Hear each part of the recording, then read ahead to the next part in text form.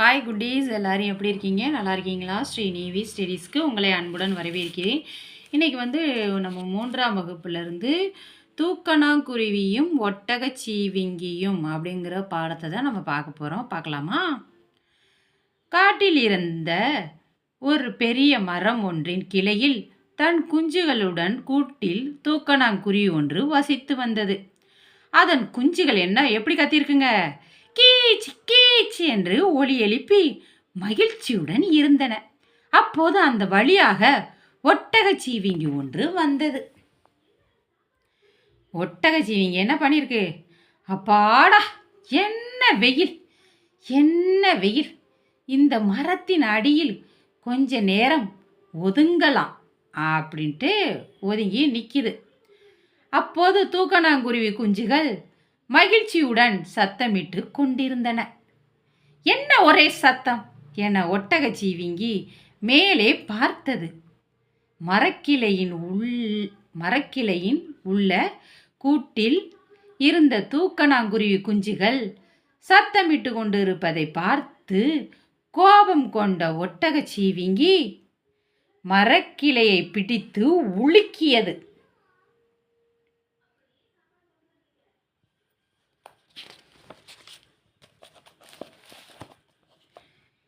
தூக்கணாங்குருவி: ஓ ஒட்டகச்சீவிங்கியே, ஏன் மரக்கிளையை உலுக்குகிறாய்? கூட்டில் குஞ்சுகள் பயப்படுகின்றன அப்படின்ட்டு தூக்கணாங்குருவி சொல்லுது. உடனே அதுக்கு ஒட்டகச்சீவிங்கி என்ன சொல்லுது? உன் குஞ்சுகள் கத்துவது எனக்கு பிடிக்கவில்லை அப்படின்னு சொல்லுது. அப்போது தேனி ஒன்று பறந்து வந்து மரத்தில் உள்ள பூவில் அமர்ந்தது.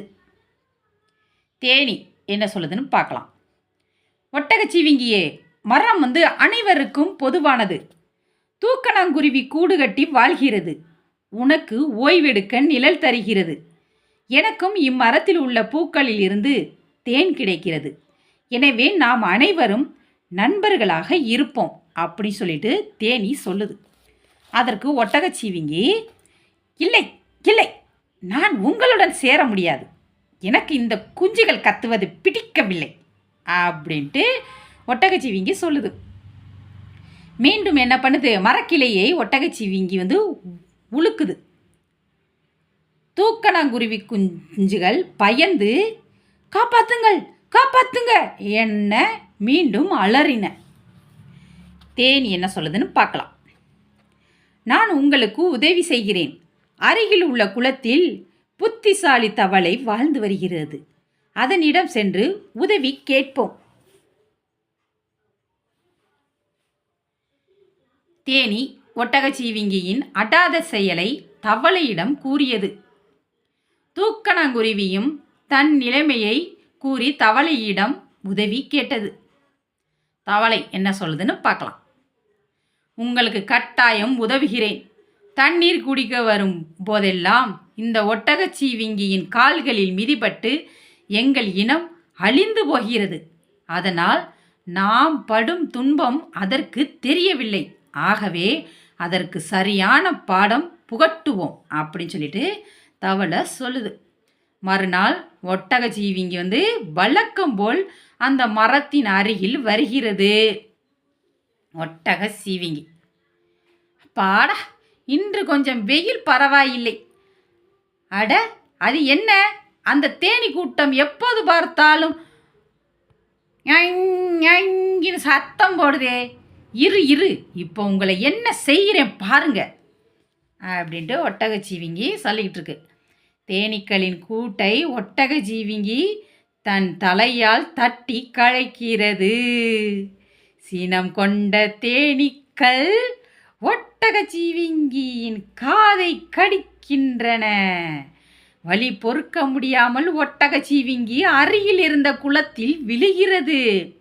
அது விழுந்ததால் அங்கிருந்த தவளைகள் அதன் உடலின் மீது அங்கும் இங்கும் ஓடுகின்றன.